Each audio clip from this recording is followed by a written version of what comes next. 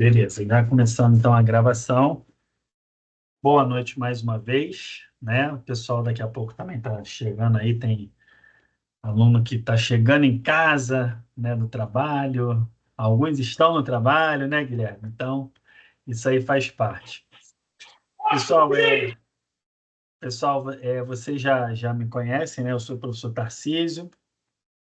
A gente já está na terceira semana, né, da disciplina de teorias administrativas nas organizações.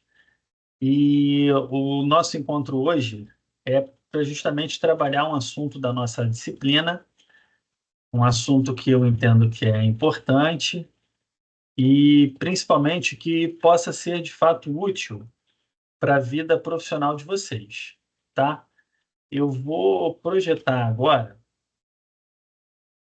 o slide. Vou pedir apenas que vocês mencionem aí se está aparecendo para vocês, tá? Tá aparecendo? Assim, Beleza.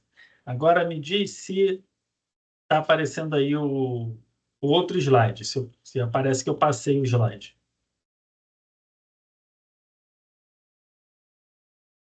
Aparece para vocês um outro slide? Oi? Aparece o outro slide? Ótimo, Sim, obrigado. sim, aparece. Beleza. Bom, hoje nós vamos falar sobre a teoria das relações humanas e a gestão humanizada nas empresas, tá? Esse é um assunto que eu entendo que é muito importante, porque é até uma necessidade, né? A gente falar de gestão humanizada, tendo em vista que muitas empresas acabam não seguindo por essa linha, né? E é importante também a gente entender brevemente a, as influências positivas que a teoria das relações humanas ela acabou trazendo para nós, né? Importante nesse início a gente fazer um breve histórico, né? Para falar da teoria das relações humanas, é importante a gente também destacar alguns pontos assim significativos, né? Primeiro, dizer que na história da administração existem, existiram muitas teorias e cada uma trazia um objetivo, dois, mas sempre trazia algo para tentar solucionar algum problema, melhorar alguma coisa, e era um pouco da visão do seu autor, na sua maioria engenheiros, administradores, economistas, enfim, muitos americanos e outra parte de muitos autores europeus, né? França, por exemplo, Inglaterra, mas enfim, cada um trazia a sua visão de que aquilo seria importante para a empresa funcionar melhor. Quando a gente começa a estudar a teoria das relações humanas, e vocês encontram esse assunto no capítulo 3, vocês vão perceber que com ela também não é diferente. A teoria das relações humanas, ela vem para tentar oferecer uma visão diferente das teorias anteriores. E é esse primeiro destaque que eu quero dar, porque no surgimento na década de 30, 1930, houve o surgimento dessa teoria, né, nesse período, como uma reação às limitações das teorias clássicas. Basicamente, as teorias clássicas ela vinha com a característica de olhar o homem como uma máquina, né? Você tem ali uma visão nem um pouco humanizada, né? Mas era uma visão que se tinha da época e que de repente fez algum sentido para aquela época, para as empresas, principalmente americanas, né? Naquele período. Então, a teoria das relações humanas, ela olhando as teorias anteriores, principalmente as clássicas, ela reage às limitações dessas teorias. Ó, essas teorias elas são um pouco limitadas, né? A gente aqui quer oferecer, a ideia é oferecer uma outra teoria que, de repente, seja mais útil do que essas aí. Então, basicamente, é essa a ideia. Ela surgiu também com um estudo pioneiro que é chamado da experiência de Hawthorne, né? A gente vai falar dessa experiência já já. Uma experiência que aconteceu nos Estados Unidos, cidade de Chicago. E a descoberta também da importância dos fatores psicológicos no desempenho dos trabalhadores. O que é importante a gente entender? Primeiro que essa experiência de Hawthorne, isso também está no livro didático de vocês, no capítulo 3 e na aula 3 do circuito intermediário, tá? O professor conteudista, o professor André, inclusive ele gravou um vídeo também falando sobre isso. Resumidamente, a experiência de Hawthorne, ela mostrou que quando você melhora, por exemplo, o ambiente de trabalho, a produtividade desses funcionários vão subir. O que eles fizeram? Eles melhoraram, por exemplo, a iluminação da fábrica. E o fato de ter melhorado apenas a iluminação da fábrica, isso contribuiu para que, e foi identificado através dessa experiência, que os funcionários, os colaboradores, melhoraram as suas produtividades, né? Que é o grande objetivo quando a gente fala, por exemplo, de gestão de pessoas, de liderança, né? Toda liderança, ela, do ponto de vista da administração, ela tem que extrair o máximo possível dos seus colaboradores. Isso aí é fato, né? Um funcionário, quando é contratado para trabalhar numa empresa, ele vai ganhar o seu salário, de repente vai ganhar benefícios, prêmios, de acordo com a proposta da empresa, mas, por lei, ela tem que pagar o salário. E ele está sendo contratado porque a empresa ela entende que ele vai ocupar uma função que é importante para a empresa. Se não fosse importante para a empresa, ele não ocuparia, né? Não seria nem contratado.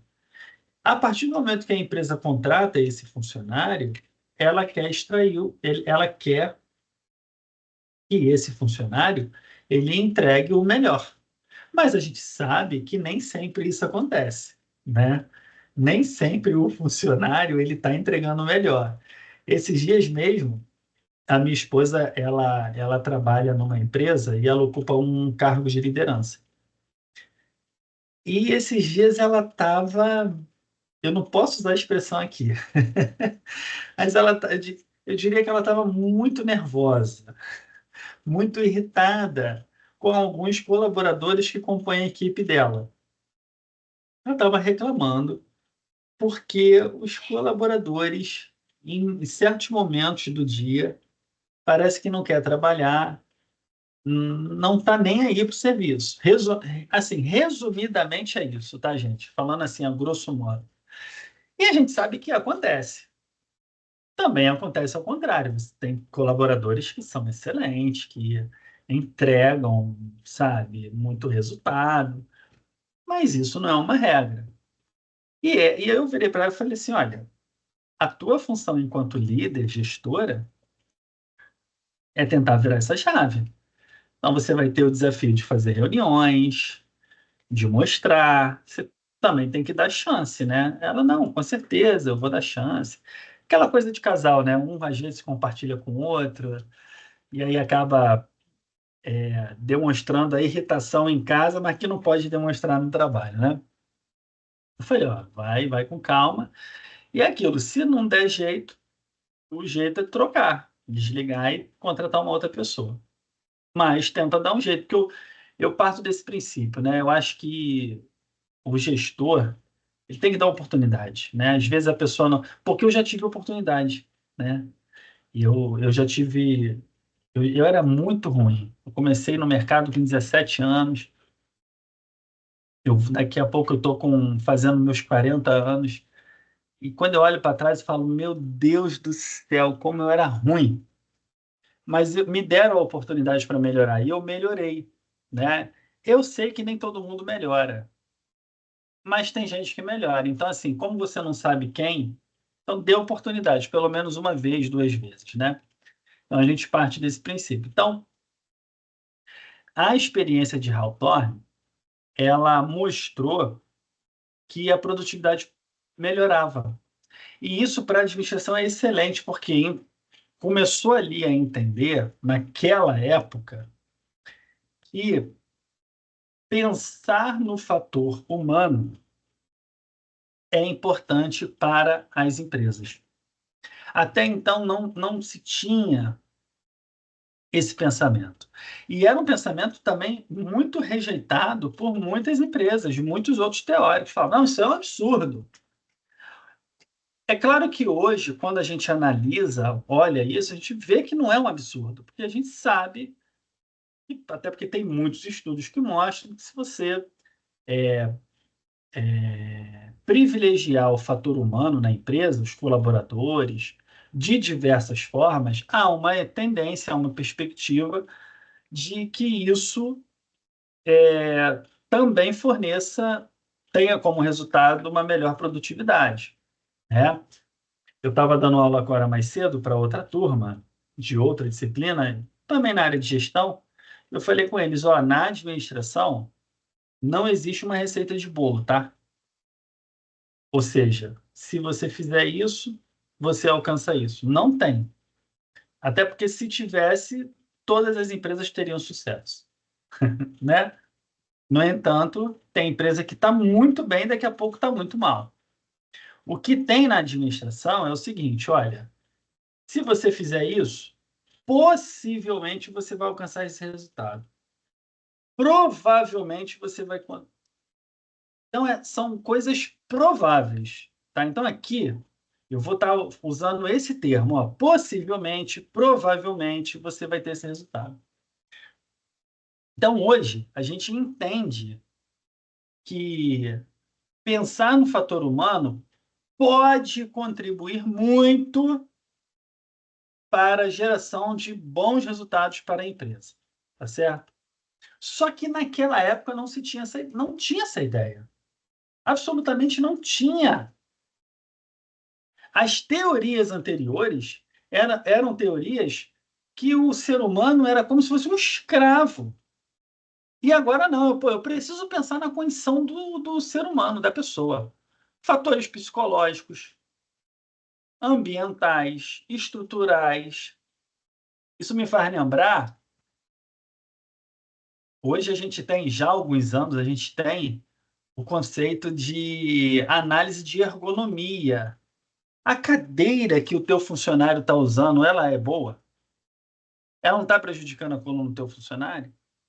A empresa que se preocupa, que coloca o ser humano colaborador no centro, ela vai olhar isso. Ela vai olhar. Tendinite, tem caso que é cirúrgico. É ou não é? Tendinite pode aposentar. É ou não é?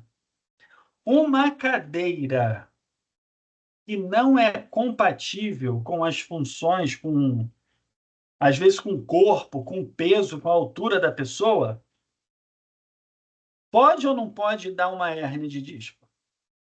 Hérnia de disco afasta o funcionário. Professor, mas o senhor não está falando nenhuma novidade para mim. Eu sei que não.